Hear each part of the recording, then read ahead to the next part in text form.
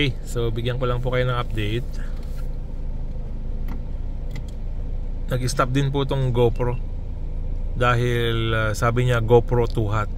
Your GoPro turned itself off during the previous session because it was too hot. Okay, so ang GoPro po Hero 10 ito, meron din pong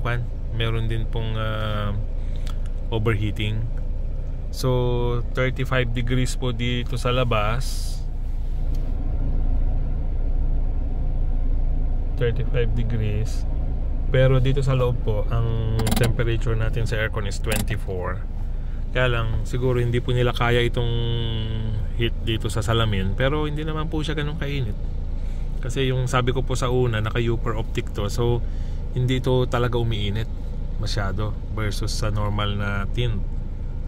So ito po, meron din issue ang GoPro. So siguro po sa init talaga ng panahon, hindi nila nakakayanan yung temperature. Tapos siguro dahil enclosed po itong casing, dahil case po ito ng pang waterproof na activities.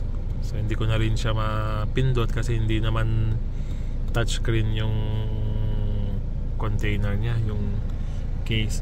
So siguro test natin, kukuha po ako ng casing na naka-expose.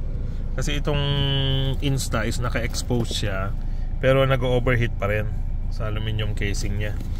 Pero ito po, ito yung plastic case na sealed kasi waterproof po ito. So hindi siguro na hahanginan kaya nag-overheat.